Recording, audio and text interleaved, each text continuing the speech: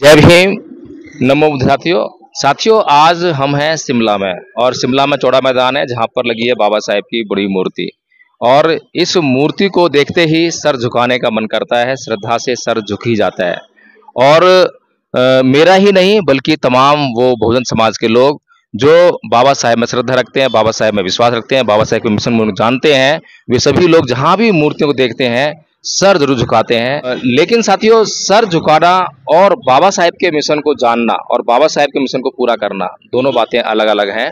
Sir तो करोड़ों लोग झुकाते हैं, लेकिन यही करोड़ों लोग जो हैं संगठित नहीं है, और संगठित नहीं होने की वजह से, बाबा साहेब के मिशन को नहीं जानने की वजह से बाबा साहेब का मिशन पूरा नहीं हो पा रहा है।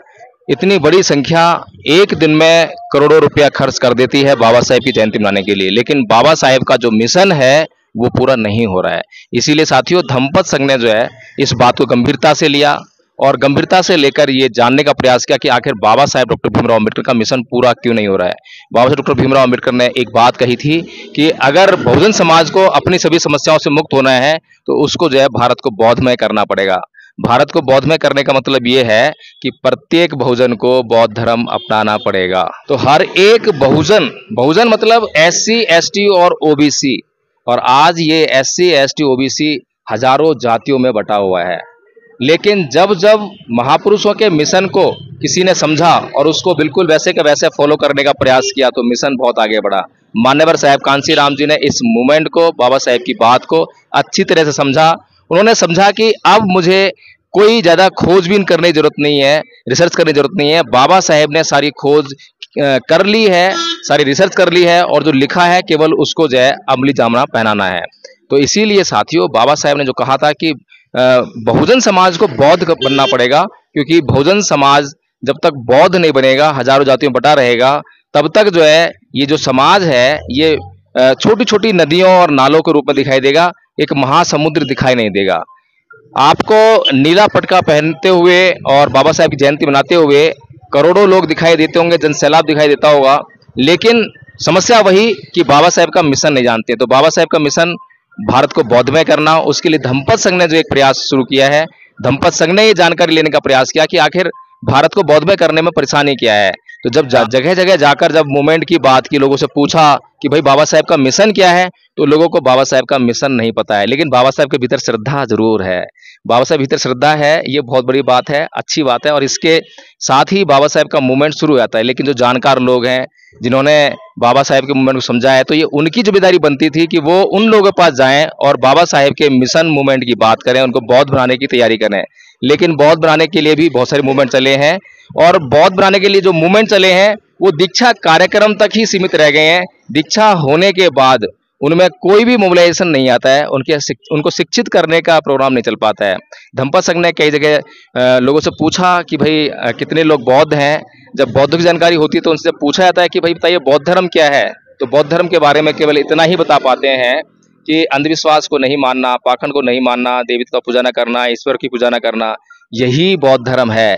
इसके आगे और पूछा गया कि भाई और बताइए क्या है बौद्ध धर्म, बस इतना ही जानते हैं। तो साथियों, धम्मपद संघ ने इस जानकारी को इकट्ठा किया कि वास्तव में जब बौद्धों को बौद्ध धर्म की जानकारी ही नहीं है तो वो आगे लोगों को किस तरह से बताएंगे कि बौद्ध धर्म क्या है। और बाबा साहेब ने, भगवान बुद्ध ने हमेशा ये कहा है कि बौद्ध धर्म एक दवा है, जो इस दवा को खाएगा उसको फायदा होगा, और जब फायदा होगा तो वो आगे अपने आप जो है उस बात को बढ़ा देगा। तो इसीलिए धम्मपद संघ ने एक कोर्स तैयार किया, मिनिमम कोर्स तैयार किया, और उस कोर्स को मैं आपको बताना चाहता हूँ कि कोर्स क्या है। साथियों, ये बहुत ही छोटा कोर्स है, लेकिन इतना कारगर कोर्स है कि अगर आपने ये कोर्स कर लिया तो आपकी जिंदगी बदलने वाली है। और मैं ये ऐसी हवा में बात नहीं कह रहा हूँ, अब तक 180 से ऊपर लोग जो है इस कोर्स को कर चुके हैं। याद किया पहले उन्होंने, पाली में भी याद किया और हिंदी में भी याद किया, उसके बाद जैसे ही उस कोर्स को उन्होंने अपने जीवन में अप्लाई करना शुरू कर दिया, उनकी जिंदगी बदलने लगी। तो इस कोर्स में क्या है मैं आपको संक्षिप्त में बताता हूँ। सबसे पहले इसमें क्षमा याचना है। ओकाश बंदामी भंते द्वार तेन मया कत्तंग सब्बंग अपराधं क्षम तुम्हें भंते, यानी कि मन वचन कर्म से जो मेरे द्वारा अपराध हुए हैं उन्हें क्षमा कीजिए। क्षमा मांगने का गुण जो है समाज से गायब है, लोगों में द्वेष है, घृणा है, बदले की भावना है, क्षमा का जो गुण है वो गायब है। इसीलिए जो है बहुत ही महत्वपूर्ण चीज है। फिर उसके बाद है शील याचना। ओकाश अहंग बनते ती शरण सह पंचशीलं धम्मं याचामि अनुग्रहं कत्वा शीलं देत में बनते, कि कृपया करके मैं पंचशील धम्म की याचना करता हूँ, मुझे तिसरण सहित पंचशील दीजिए पूज्यवर। यानी कि मांगने पर जब किसी को दिया जाता है तब वह उसकी कद्र करता है। इसीलिए बौद्ध धर्म में जो है याचना करने के बाद ही कुछ देने की प्रथा है, परंपरा है। उसके बाद नमन है, नमन में नमो तस्स भगवतो अरहतो सम्मा सम्बुद्धस्स। इसका मतलब जो है बहुत से लोगों ने बस इतना समझा कि मैं बुद्ध को नमन करता हूँ, बुद्ध को नमस्कार करता हूँ, लेकिन ऐसा नहीं है साथियों। इसका मतलब धम्मपद संघ ने जो बताया है कि मैं उन सम्यक संबुद्ध को नमन करता हूँ जिन्होंने अपनी समस्त इंद्रियों पर पूर्णतया नियंत्रण स्थापित करके अपने चित्त कलेशों, काम, क्रोध, मोह, लोभ, द्वेष, तृष्णा, ईर्ष्या, राग इत्यादि को निकाल बाहर किया और अपने चित्त को परिशुद्ध किया। जब आप इस अर्थ को समझ जाएंगे तो भगवान बुद्ध का क्या महत्व है वो भी समझ में आ जाएगा। फिर दूसरे लोग ये अच्छी तरह समझ जाएंगे कि ये नमन कोई साधारण व्यक्ति को नमन नहीं है। उसके बाद तीसरण है, 3 शरण जाना होता है। शरण यानी रक्षा के लिए, हमारी रक्षा बुद्ध करते हैं, बुद्ध का खोजा गया धम्म करता है, उसके बाद संघ करता है।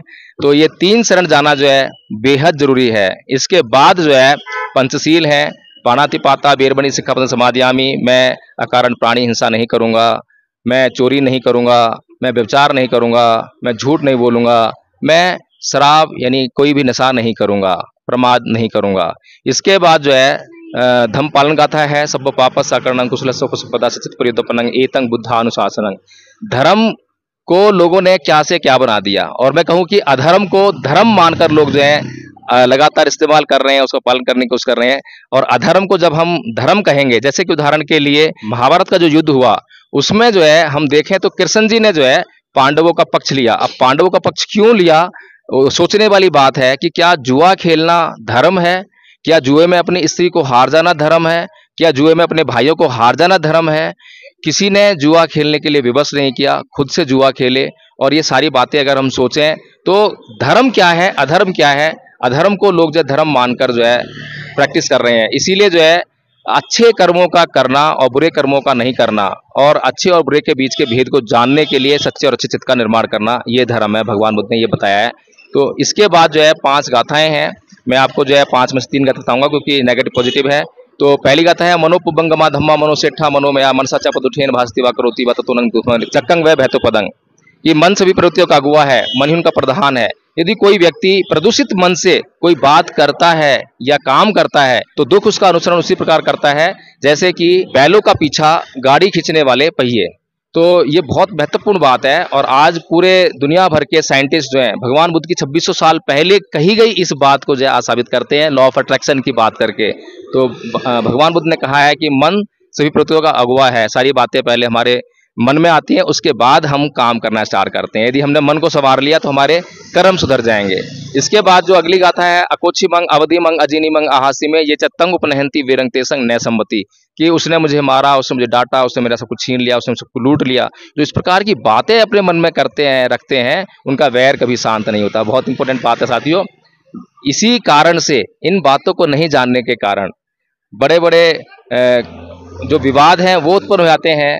छोटी छोटी बातों से परिवार टूट जाते हैं और ऐसा द्वेष मन में बैठ जाता है कि पूरे जिंदगी भर जो है वो नहीं मिट पाता है। और धम्मपद संघ ने इन गाथाओं का इस्तेमाल करके जितने भी लोगों ने इसका इस्तेमाल किया उनकी जिंदगियां बदल गई, उनके परिवार में जो रिश्ते नाते थे सब में भारी परिवर्तन देखने को मिला, सब में जो खटास थी वो मिठास बदल गई। इसी प्रकार से एक अगला पद है नाही वेरेन वेराणी संबंधित कुदाचनंग अवेरेन से संबंधी ऐस धम्मो सनातनो। वैर से कभी वैर शांत नहीं होता, अवैर से ही वैर शांत होता है। यही सनातन नियम है साथियों, यही सनातन नियम है। और बुद्ध की एक एक बात जो है सनातन है। सनातन का मतलब होता है जो सार्वजनीन हो, सार्वभौमिक हो, सर्वकालिक हो। जहां मर्जी इस्तेमाल कर लीजिए और जिस मर्जी पर इस्तेमाल कर लीजिए, जिस देश में जिस काल में इस्तेमाल कर दीजिए, रिजल्ट एक जैसा मिलेगा। भगवान बुद्ध की वाणी को आप जो है ये नहीं कह सकते कि इस काल में लागू होगी, उस काल में लागू नहीं होगी, इस आदमी पर सेट होगी, उस आदमी पर सेट नहीं होगी, या इस देश में लागू होगी, उस देश में लागू नहीं होगी। आप कहीं भी इस्तेमाल कीजिए, रिजल्ट हमेशा एक सा आएगा। तो साथियों, ये जो मैंने कोर्स का संक्षेप में जो वर्णन किया है, आप खुद सोचिए कि अगर इतनी जानकारी बौद्धों को हो जाए, इसे बेसिक जानकारी कहेंगे, अगर ये बेसिक जानकारी बौद्ध धर्म की बौद्धों को हो जाए तो वो अपने परिवार में चर्चा करने लगेंगे बौद्ध धर्म की, अपने आस पड़ोस में चर्चा करने लगेंगे, स्कूल में, कॉलेज में, ऑफिस में, जहां जहां वे जाएंगे, जहां जहां चर्चाएं होंगी वहां वहां बौद्ध धर्म की चर्चा होने लगेगी। और जब बौद्ध धर्म चर्चा होगी तभी भारत को बौद्ध में करने में आसानी होगी और तभी बाबा साहेब डॉक्टर भीमराव अम्बेडकर का मिशन पूरा होगा। जय भीम, नमस्ते साथियों।